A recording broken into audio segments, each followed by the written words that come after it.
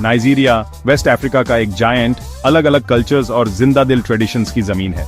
इसके borders Benin, Niger, Chad, Cameroon और Atlantic Ocean से मिलते हैं, जिससे ये इस एरिया का एक इंपॉर्टेंट हब बन जाता है। यहाँ 200 मिलियन से भी ज्यादा लोग रहते हैं। नाइजीरिया एक चहल पहल वाला देश है जहाँ बहुत सारी जातियां और भाषाएं यूं हैं।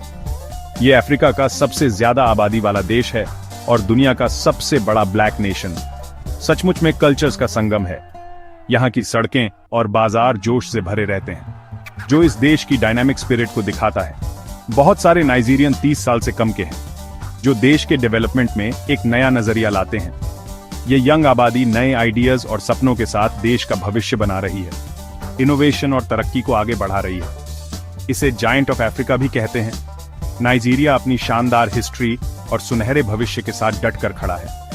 नाइजीरिया का स्पिरिट बहुत मजबूत, क्रिएटिव और पोटेंशियल से भरा है। ये वेस्ट अफ्रीका की जान है।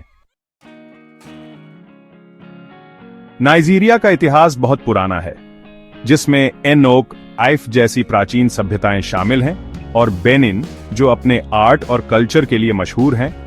ये पुरानी सभ्यताएं सिर्फ अपनी कला में ही नहीं, बल्कि अपने राजकाज और समाज के ढांचे में भी बहुत आगे थीं। इन राज्यों में समाज व्यवस्थित था और परंपराएं बहुत मजबूत थीं। वो अपनी विरासत का जश्न बड़े बड़े समारोहों और रीति रिवाजों से मनाते थे, जो पीढ़ियों से चले आ रहे हैं। यूरोपियन जहाज व्यापार के लिए आए, लेकिन जल्द ही उन्होंने इंसानों की खरीद फरोख्त शुरू कर दी, जिससे बहुत दुख तकलीफ हुई। इतिहास के इस काले दौर में लाखों अफ्रीकियों को जबरदस्ती उनके घरों से दूर ले जाया गया।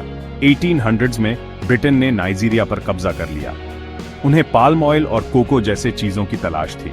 इस गुलामी के दौर में नाइजीरिया के लोगों की जिंदगी में बहुत बदलाव आए, जैसे नई इकोनॉमिक सिस्टम और इंफ्रास्ट्रक्चर का आना। 1914 में अलग अलग लोगों को मिलाकर एक देश बनाया गया। ये मिलना एक मुश्किल काम था, क्योंकि इसमें अलग अलग कल्चर और ट्रेडिशन वाले कई एथनिक ग्रुप्स को साथ लाना था।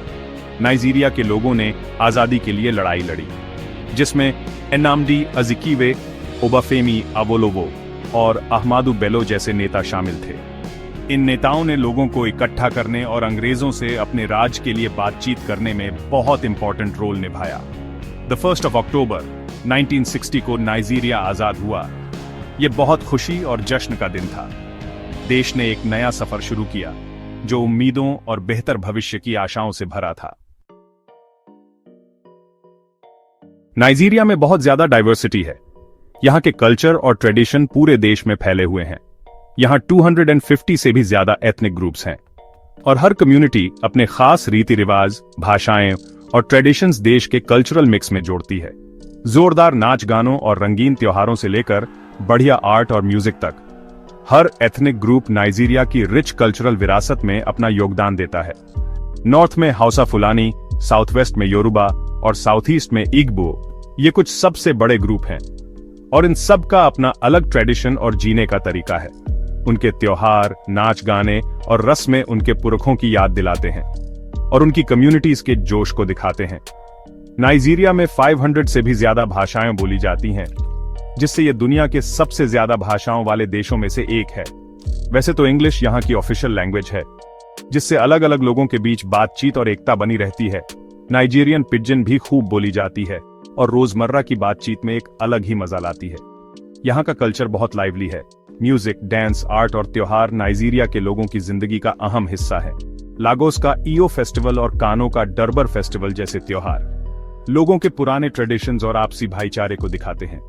नॉलीवुड, नाइजीरिया की फिल्म इंडस्ट्री दुनिया की सबसे बड़ी फिल्म इंडस्ट्रीज में से एक है। यह हर साल हजारों फिल्में बनाती है, जिन्हें पूरे अफ्रीका और दुनिया भर में लोग पसंद करते हैं। इसकी फिल्में सिर्फ मनोरंजन ही नहीं करती, बल्कि नाइजीरिया के लोगों के अलग अलग कल्चर, कहानियों और अनुभवों को भी दिखाती हैं। इसलिए ये कल्चरल एक्सप्रेशन और कहानी कहने का एक जबरदस्त जरिया है।